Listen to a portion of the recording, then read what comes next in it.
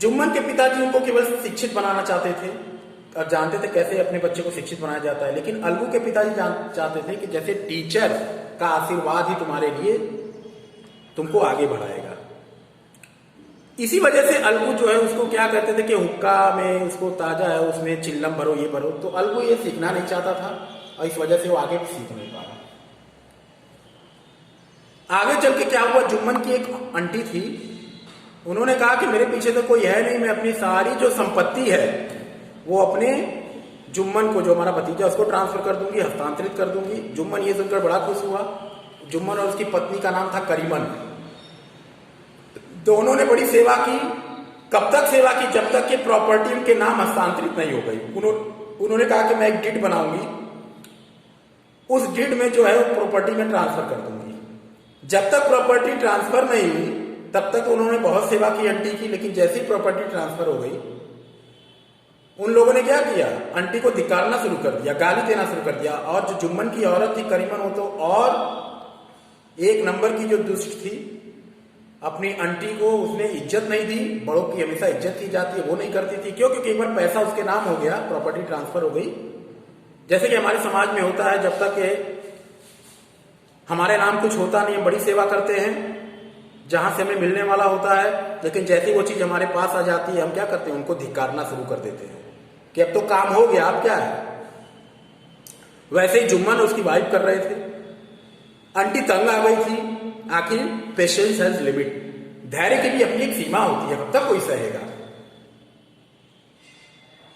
तो उन्होंने कहा कि ऐसा है बेटा, मुझे तुम भत्ता दिया करो। भत्ता मतलब खर्चा चलाने के लिए कुछ पैसे महीने दिया करो, मैं अपना रहने का व्यवस्था, खाने का व्यवस्था कर लूंगी। जुम्मन ने कहा कि पैसे पेड़ पर नहीं उगते हैं जो तोड़ के दे दूं, और मेरी वाइफ के बारे में कुछ कहो मत, वो आपसे अच्छा घर चलाना जानती है। You just do not tell me about my wife, she knows how to run the house.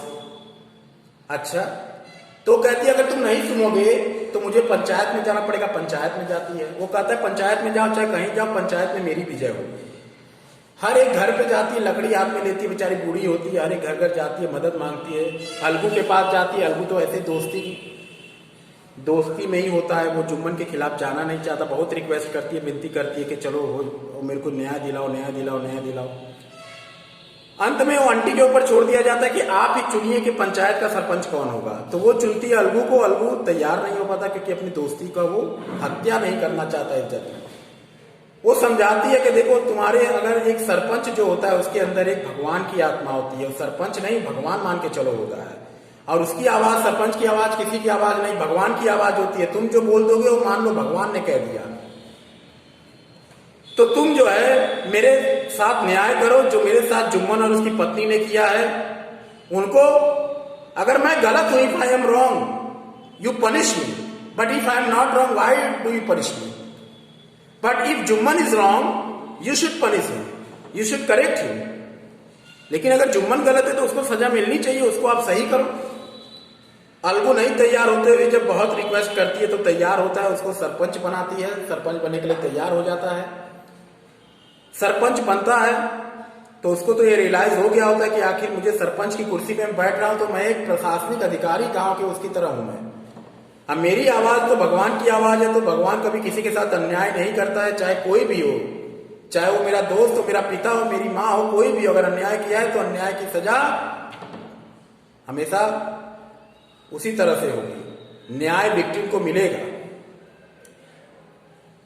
तो वो बुलाता है जुम्मन को। जुम्मन को कहता है कि तुम और तुम्हारी आंटी दोनों मेरी नजर में बराबर है, तो तुम्हारी आंटी जो कह रही है उसके बारे में देखो तुमने क्या किया है, उनको गाली दिया है, तुम्हारी पत्नी ने ये सब किया है।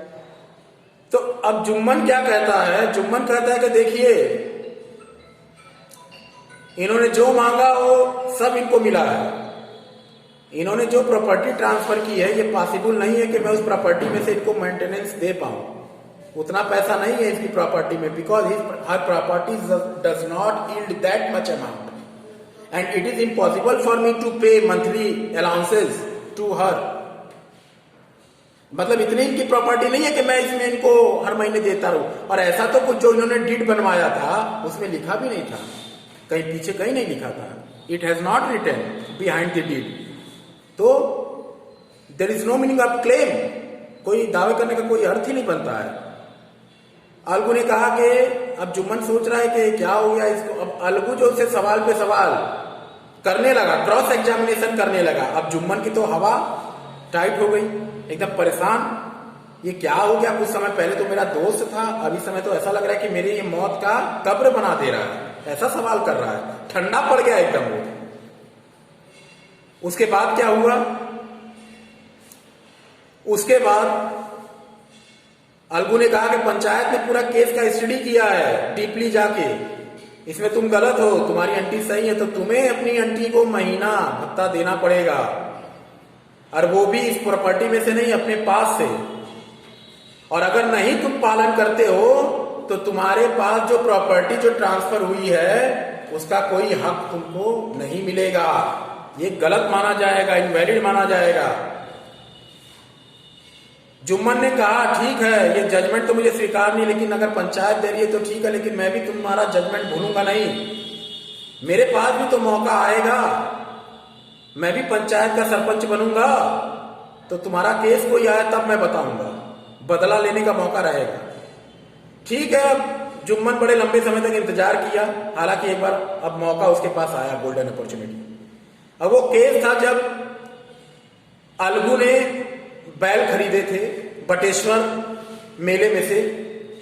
अब बैल खरीदते ही अब उसका दुर्भाग्य कहिए अलगू का कि क्या कहिए, एक बैल तुरंत वहीं मर गया, और एक बैल का अब उसके लिए क्या उपयोग था, कुछ नहीं।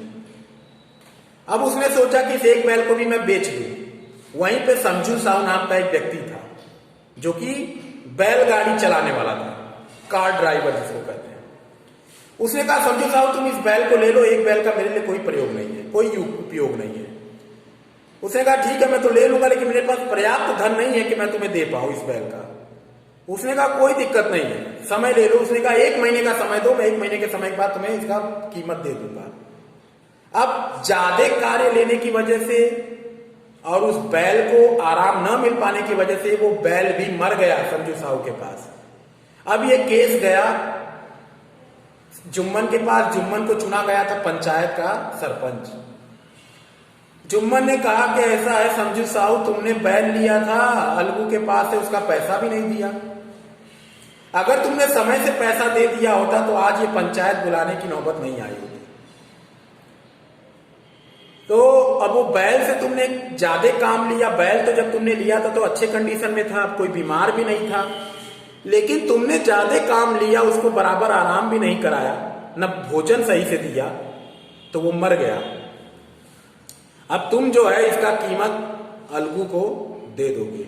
ये सुनते ही अलगू के तो जैसे फूले नहीं समाये, वो उसी भीड़ में से खड़ा होकर पंचायत की विजय, पंचायत की विजय ये कहने लगा। और सारे लोग उस अलगू को देखने लगे ऊपर, और सारे लोग कहने लगे पंचायत की विजय, पंचायत की विजय। इसके बाद जुम्मन अलगू के पास आया और कहा देखो अलगू, मैं गलत था, तुम सरपंच बने थे न्याय देने के लिए, और सरपंच भगवान के समान होता है। अब भगवान किसी के साथ कभी गलत नहीं कर सकता, वो भी एक प्रशासनिक अधिकारी की तरह होता है। जैसे प्रशासनिक अधिकारी प्रशासन के उसमें रहकर अपने लोगों की तकलीफ को सुनता है, उसकी समस्या को दूर करता है, वैसे तुम भी एक पंचायत के प्रशासनिक अधिकारी के तौर पर थे। तुमने लोगों की समस्या सुनी, दूर किया, वैसे आज मैंने भी समस्या सुनी और दूर किया। मैं गलत था, तुम सही थे। अलगू ने ये सुनते ही कहा, उसको गले लगा लिया जुम्मन को। उसकी अलगू की आंखों में आंसू आ गए कि कहीं हमारी दोस्ती मेरी जजमेंट की वजह से दूर चली गई थी, अब जो मुझे नजदीक आते हुए फिर नजर आ रही है, अब हमारी दोस्ती में वो पुराना खटास, वो दुश्मनी मुझे नजर नहीं आ रही।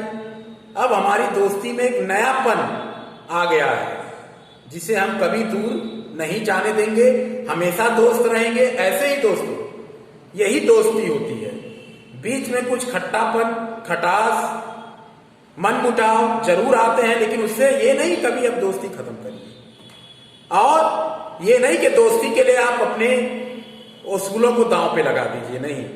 वसूल अपनी जगह रहे, आपकी दोस्ती अपनी जगह रहे, यही इस कहानी के माध्यम से कहा गया है। मैं उम्मीद करता हूं आपको दोनों लैंग्वेज में समझ में आया होगा। मैंने अपना 100% देकर आपको समझाने का प्रयास किया। अभी भी आपको कोई डाउट हो तो आप मुझसे, नंबर है ही मेरा पर्सनल नंबर, कांटेक्ट कर लें, या हम लोग जब भी मिलेंगे अपने क्लास टाइमिंग में 9:30 से 10:10 में, तब आप मुझसे चर्चा कर लें इसके बारे में। वीडियो अभी आपके पास जाएगा, इसको जरूर देखें। तब तक के लिए आपका दिन शुभ हो और आप अच्छे से तैयारी करते रहें। धन्यवाद।